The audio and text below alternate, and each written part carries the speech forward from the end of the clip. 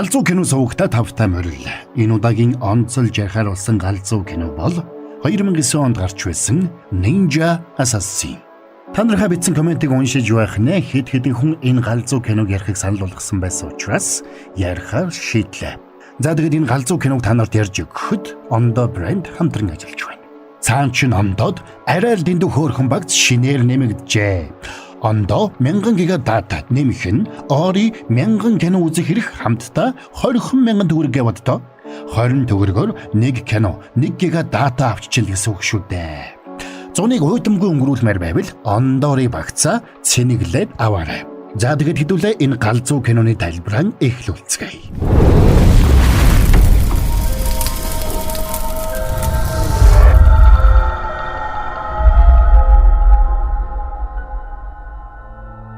За нэгэн шивээсний газарт Ахмад туршлагатай шивээсчин нэг залууд шивээс хийж байгаагаар кино эхэлнэ. Энэ үеэр шивээсчний туслах залуу тэрэнд хар шороо хийсэн дөгтөө авчирч өглөө. Энэ нь ямар учиртай болохыг тэнд байсан залуус ойлгосонгүй. Харин шивээсчин хөгшин энийг хараад ихэд цочирддаг.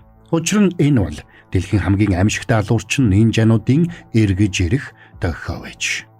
Тэрээр олон жилийн өмнө тэдэнтэй нүүр тулж байсан учраас тэднийг ямар аюултай хүмүүс болохыг сайн мэдэж байлаа. Шивээсний газар цугулсан байсан бүлэглэлийн залуус тэр хөгшнийг дэми юмнаас айж байна гэж үл тооход тэр цамцаа ярьж тэдэнд цээжиндээ авч байсан гүн шархаа харуулдаг.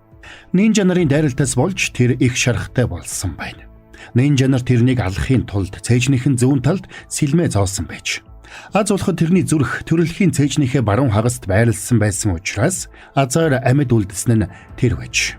Тэднийг инхүү ярилцаж байтал гинэт тас хийх чимээ гарч тэнд байсан залуусын нэгнийхэн толгой тэг дундуураа тасарч унахад тэр хав бүхэлдээ цусанд бутагдлаа. Айж цочирдсан залуус бууга гаргасан боловч хаашаа буудахаа мэдэхгүй байлаа.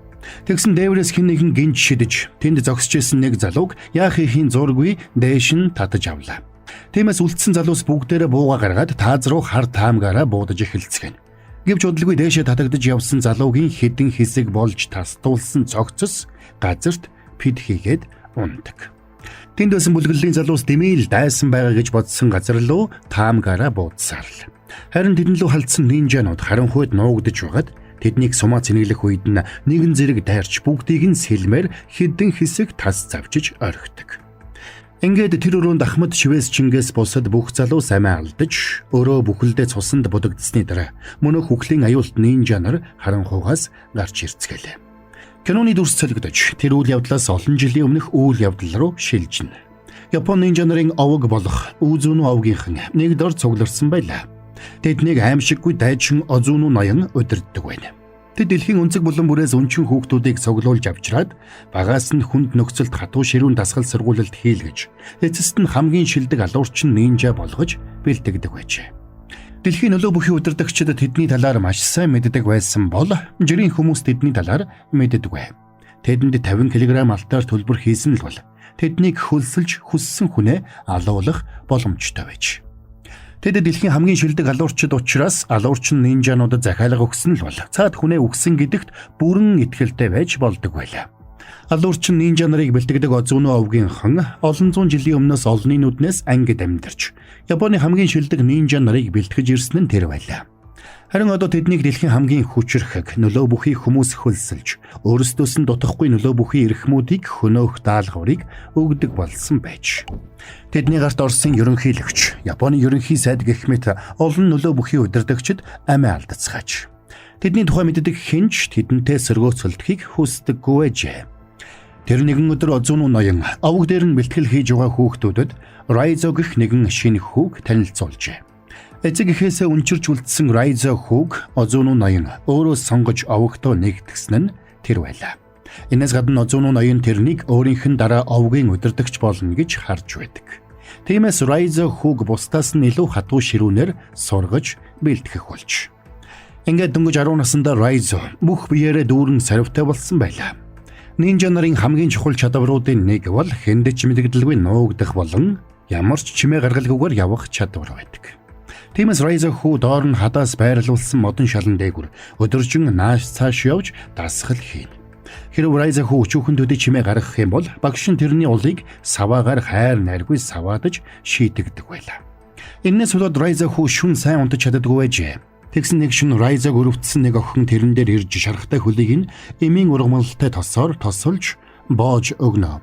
Энийг харсан Райза хүү гайхдаг. Учир нь амьдралдаа анх удаа бусдаас хайр халамж мэдэрч байгаа нь энэ аж.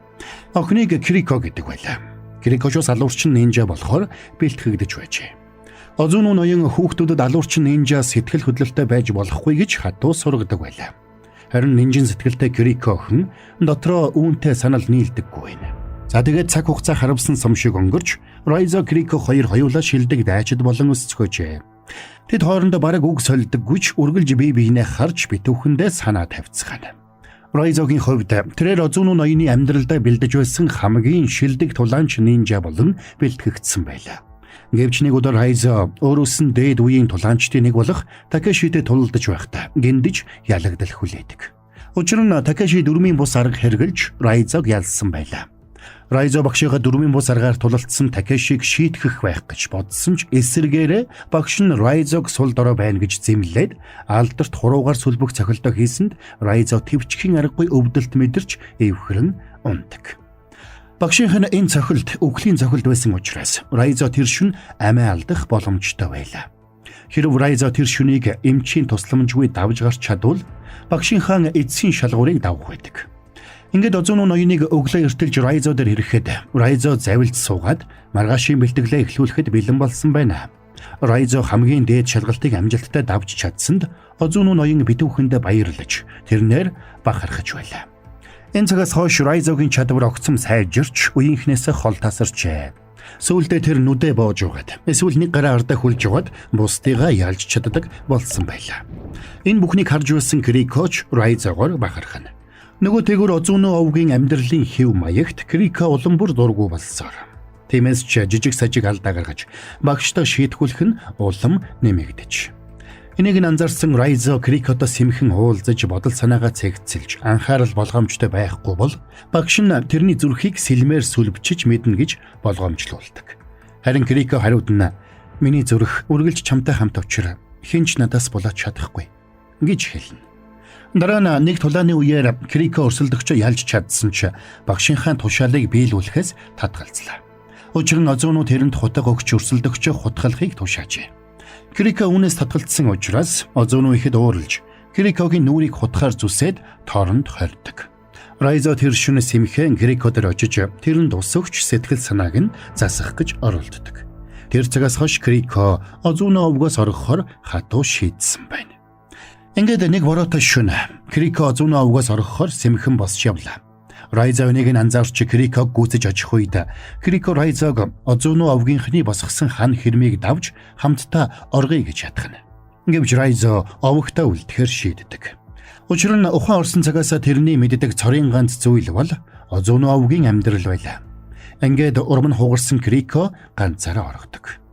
Гэвч удалгүй Кириког оргосон гэдгийг овог даяараа мэдж тэрнийг хөөж явсаар баривчилж авчирлаа. Тэгээд бусдад сургамж болгох үүднээс Озуну ноёны тушаалаар Кириког олны өмнө цаазалхаар болж модон шонд хүлэгдсэн Кирикогийн зүрхийг Такеши сэлмээр нэвт сүлбэж цаазалдаг. Энэ бүхнийг харж зогссон Райзогийн зүрх тэрхэн мөчөд урагдах мэт болжээ. Гэвч Райзо овогтой үнэнч хിവэр үлдэх шийдвэрийг гаргадаг.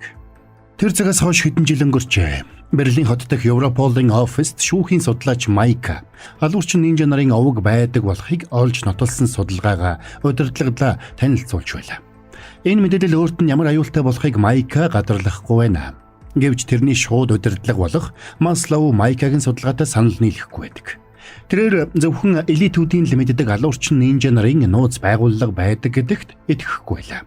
Гэвч Майка их хэмжээний мөнгөн урсгал болон дэлхийн нөлөө бүхий удирдагчдын аллагтай холбоотой байгаа зүй тогтлыг олж мэдсэн гэдгийг хэлж алуурчдын нууц бүлгэн байгаа гэдэгт итгэлтэй байгаагаа батлан хэлдэг. Ингээд нилээд ятгсны эцэст Маслоу Майкагийн дүгнэлтэд үнэний хувь байгаа юм байна гэж үзнэ. Тэгээд тэр энэ талаар хэсэг судалгаа хийсний эцэст өмнө нь Майкатай адил төстэй дүгнэлт гаргаж байсан КГБ-гийн тагнуул асан Сабатын гэгчтэй холбоотой мэдээлэл олсон гэдгийг хэлдэг. Сабатын ч бас Майкатай адил нууц залуурчдын бүлэг байдаг тухай мэдээлж байжээ. Гэвч тэрний энэ тайлан олонний анхаарлыг татах үед удирдлага нь тэрнийг ухаан санаа нь эрүүл биш болсон гэж дүгнээд ажлаас нь халж Сабатын ч өөрөө удалгүй амиа алдсан байжээ. Энэ үеэр Райзо ч бас Берлинд ирсэн байлаа. Тэрээр хуучны нэг байшинд өрөө түрээсэлж тусгай даалгавар биелүүлэхээр бэлтгэж эхэлсэн байна. Ингэхдээ тэрээр багшийнхаа зааж өгсөнчлэн өдөр бүр чанд хатуу сургуультай хийсээр байлаа. Нэг өрөө Райзо автомат угаалгын газарт хувцас угааж байгаад нэг эмэгтэйтэй таардаг. Тэр эмэгтэй Райзод ихэд элэгсэх хандна. Гэсэн ч тэрнийг нинжа болохыг Райзо тэр дороо мэддэг. Ондоо болон Ори толиулж байна.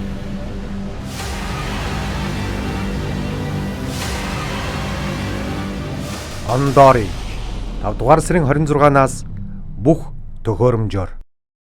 Ингээд тэр эмэгтэй Райзо руу дайрсанд Райзо хариу тулалдаж хоёр нинжа үхэгсэхээ үзэн ширүүн тулалдцгаана. Хэсэг хугацааны дараа угаалгын газарт орж ирсэн нэг хүн нэг угаалгын машинаас цурсурсаж байгааг анзаарлаа. Харин тэр угаалгын машин дотроос Райзо руу дайрсан нөгөө нинжагийн цогцос эргэлдэж байлаа. Энэ зур судалгааны үр дүнд итгэсэн Майка илүү гүнзгийрүүлэн судлахаар шийдэж амиа алдсан КГБ-гийн агент Сабатаны бэлэвсэн эхнэртэй очиж уулздаг. Энэ үеэр Сабатаны эхнэр нөхрийгөө хүчрэхэг зоригтой хүн байсан ч ажлаасаа халагдсныхаа дараа юм бүхнээс айж цочих болсон тухай. Мас хаалга цонхоо үргэлж хааж төвжиж ямар нэг зүйлээс айж болгоомжлох болсон тухай ярьж өгдөг. Хамгийн сонирхолтой нь тэр байшингийнхаа өнцөг булан бүрт хурц гэрэл зоож байшинд нь сүүдэр тусах ганц ч булан байхгүй болтол гэрэлтүүлжээ. Гэвч тэр нэгэн шөнө тэрний зоосон гэрэлнүүд бүгд унтарч Сабатын аимшигтайгаар алагдсан аж. Гэтэл маргааш нь Майкагийн ажлын өрөөнд дээд албан тушаалтан нь хурж ирдэг. Тэрээр Майкад өөрт нь хамаагүй зүйлд хошуу дүрээд хэрэггүй гэсэн утгатай анхааруулгыг өгчээ. Тэр өөрөө Майка гэртээ ирэх үед ягаад ч юм тэрний амьдардаг байшин бүхэлдээ тоггүй болсон байна. Майка хэдийгээр айж болгоомжилсан боловч зоригоо чангалж явсаар гэртээ орж ирлээ. Гэтэл яг энэ үеэр нэг алуурчин нинжа тэрнлүү дайрдаг. Хачирхалтай нь үүнтэй зэрэгцээд өөр нэг нинжа хөндлөнгөөс Майкаг хамгаалж нинжанууд хоорондоо ширүүн тулалдсны эцэст Майкаг хамгаалсан нинжа ялж чаддаг. Дараа нь тэр нинжа Майкад царайгаа харуулсанд тэр нь Райзо байлаа. Энэ үеэр Райзо өмнө нь болсон үйл явдлыг эргэн сандаг. Райзо алуурчин нинжагийн хувьар хамгийн анхны даалгавраа биелүүлэх гэж байлаа. Тэрээр алах ёстой байгаа амжилттай устгаа зогсохгүй. Олон жилийн туршид дотроо тээж байсан бүх гомдол, шаналл, цөхрөл, уур хилэнгээ түүнд гаргажээ. Дараа нь цуснд будагдсан Райзог овог дээрээ эргэж ирэхэд Озуну тэрнийг нэг өндөр байшингийн дээвэр дээр хүлээж авдаг. Хачирхалтай нь Озунуг өөр дээр нь ойртож ирэх мөчид Райзо хутгаар Озунугийн нүрийг цавчиж орхино. Озуну амжиж хойш ухарсан ч Райзо тэрний нүрийг хөндлөн зүсэж нэг нүдийг нь сохолж амжжээ. Энийг харсан бусад нинжанууд Райзо руу дайрсан ч Райзо байшингийн дээвэр дээрээс үсрээд зогтдог. Ман Райзо байшингийн дор байсан усан санал унаад хүнд бэрдсэн ч амьд гарч чаджээ. Тэр цагаас хойш Райзо Озуну овгийн эсрэг ажиллах болсон байна. Ингэхдээ Озуну овгийн аллагын оролдлого бүрд хөндлөнгөөс оролцож ирж тэр шин Майкагийн амийг аварсан ч бас адил шалтгаантай байлаа. Ингээд тэд зочид буудалд очиод бүх хувцас солидог. Учир нь нинжа нар байгаа мөрдөгтөө тэдний үнрээр мөрдөх тусгай аргад суралцсан байдаг аж. Дараа нь Майка Маслоутай холбогдож алуурчин нинжа нарын нэг болох Райзо гэгчтэй хамт байгаагаа хэлнэ. Ингээд Маслоу тэр хоёртой хуулзаад цаашид яах талаар ярилцаж зөвлөлтөөр тохирдог. Гэвч Маслоу Райзог баривчлах занг бэлдсэн байжээ. Ингээд тэр гурвыг уулзах үед Маслоугийн бэлдсэн тусгай хүчний цэргүүд хурц гэрэл тусгаад Райзог барьж авцгаана. За тэгээд тэд Райзог барьж ганцаарчлсан шоронд хорж байцааж эхэллээ.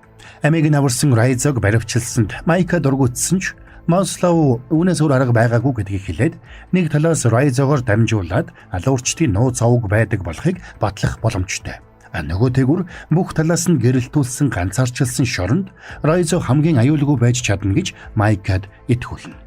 Орон Майка Райзотой уулзаж усгөхөд Райзо энэ боломжийг ашиглаж алуурчин нинжа нар энд хизээмэдгүй ирэх болно гэдгийг хэлдэг. Байдал аюултай байгааг ойлгосон Майка Маслоу дээр яаран очиод анхааруулах гэсэн боловч бүх зүйл нэгэн дөрөөдөжээ. Шоронгийн гэрэл гинэд унтарч харанхуйгаас маш олон нинжа нар дайран орж ирцгэлээ. Тусгай хүчний цэргүүд хамгийн сүүлийн үеийн зэр зэвсэг тоног төхөөрөмжөөр хангагдсан байсан ч аимшигтай алуурчин нинжа нарын өмнө хүчин мөхөсдөж байлаа. Энэ бүх үүмийн дунд Майка Райзогийн гавны түлхүүрийг авч тэрэн дээр яаран очиод Райзог алгуулахаас өмнө амжиж сулалж чадна. Ингээд эрхчлөөтэй болсон Райзо Майкаг бушуухан өрөөнөөс нь холдож зогтохыг сануулдаг. Учир нь нинжа нараас өөрийгөө болон Майкаг нэгэн зэрэг хамгаалах ямар ч боломжгүй байлаа.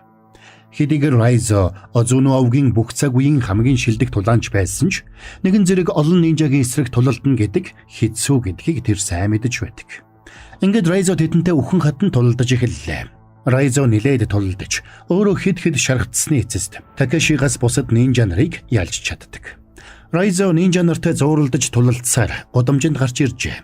Ингээд Райзо замын хажууд Такашитай халз тулалдахаар болно.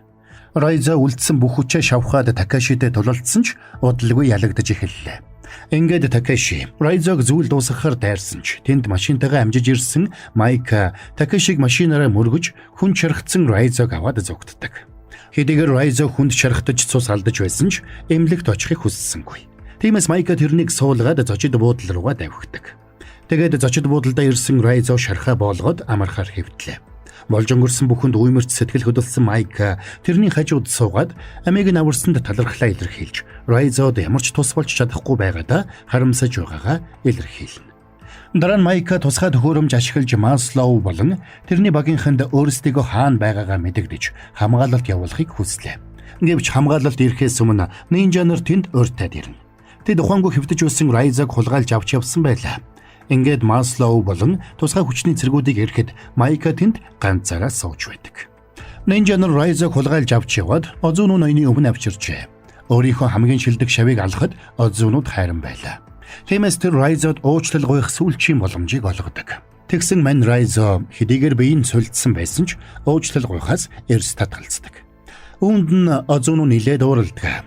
Учир нь Озуно Райзог нэгэн цагт өөрийнх нь оронд овгийн удирдагч болно гэж найдаж байсан шүү дээ. Ингээд нинжа нар Райзог Кириког цаазалсан шонд хүлээд цаазалахад бэлэн болцгоно. Нинжа нар ухаан алдсан Райзо руу ус цацаж сэргээхэд Озуно ирээд хуруугаар сүлбөх техникээ ашиглаад Райзод үхлийн цохилт хийдэг. Жирийн хүн бол энэ цохилтоос нь болоод тэр дорой амиа алдна. Харин Райзо цусаар бөөлдсөн ч үхэлгүй амьд гарч чадна. Сонирхолтой нь тэрний бөөлдсөн цустай хамт байрлал тогтоох төхөөрөмж гараад ирдэг. Өөрөөр хэлбэл Майкагийн өгсөн байршил тогтоох төхөөрөмжийг Райзо залгичихсан байж. Энэ үеэр Райзогийн залгисан байршил тогтоох төхөөрөмжийг дагаж ирсэн тусгай хүчний дайчид Озуно овгийн байрлалууд хайран орж ирцгэлээ. Тэд нинжа нараас урьдчилан санаачилгааг авч тесрэх бөмбөгөөр барилгуудыг нь дэлбэлж нүдэнд харагдсан нинжануудыг өчиггүй буудаж эхэлдэг. Тэд машин дээрээс хурц гэрэл тусгаж байсан учраас нинжа нар харанхуйд нуугдах боломжгүй байлаа. Нинжа нар эхний дайралтад цочирдож сандралтсан ч удалгүй зохион байгуулалтад орж хариу тулалдаж эхэлцгээв. Ингээд хоёр талаас адилхан хохирол амсаж олон хүн амиа алдлаа. Энэ үеэр шонд хүлээтэй байсан Райзо мултарч Озуно ноёныг устгахаар байшин руу явж орсон ч Такаши болон тэрний залуус өмнө нь хөндлснө. Хэдийгээр дайснууд нь тооны хувьд давуу байсан ч Райзо дасал болсон талбар дээрээ тулдж байгаа учраас тэднийг толгой дараалан ялж эцэст нь Такашитэй халз тулалдлаа. Өмнө нь хоёр ч удаа тулалдаад дийлээгүй учраас Райзо энэ удаад бүх хүчээ шавхаж тулалдсаар эцэст нь Такашиг буулгаж аваад хүзүүг нь тас цавчдаг. За ингээд Райзог цаашаа явсаар Озуно ноёны өрөөнд орж ирэхэд тэрээр өрөөний голд тайван гихчин сууж байлаа. Тэгээд Райзог орж ирэхэд Озуно хаашаа чим гинэ талга болчихлоо. Тэгсэн гинт Райзогийн ард нь гарч ирээд ганц цохилтоор тэрнийг өрөөнөөс гартал хийсэгдэг. Харанхуй өрөөнд тулалдуул Озуног дийлэхгүй гэдгээ ойлгосон Райзо сэлмээ аваад гал дүрлзэж байгаа коридорт Озуно ноёнтой тулалдаж эхэлнэ.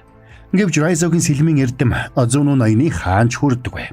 Ингээд тулалдаж байх зур Озунод Райзог хөнөх боломж хэд хэдэн удаа гарч байсан ч алахгүй өнгөрөөсөр байлаа.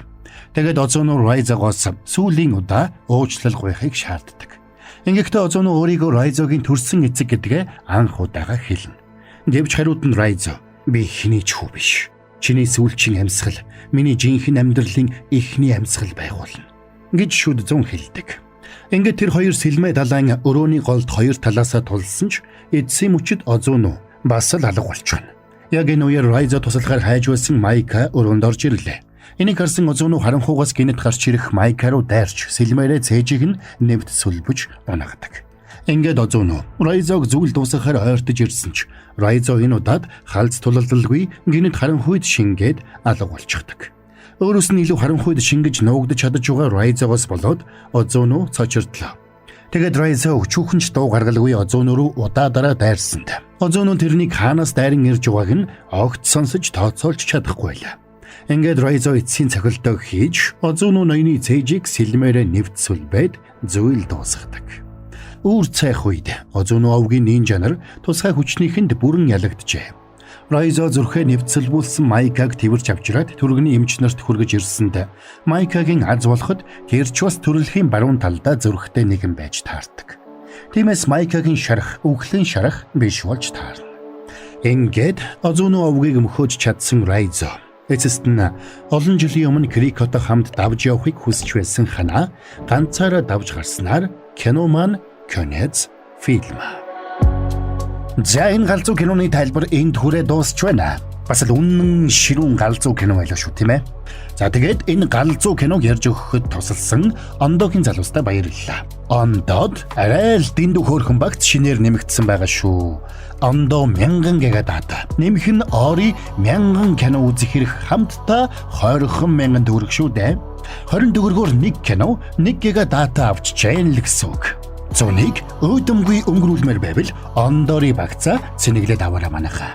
За тэгээд муу галзуу кино сувга дэмждэг бол лайка дараад галзуу гэсэн комментоор булаад өгцгөөрэй.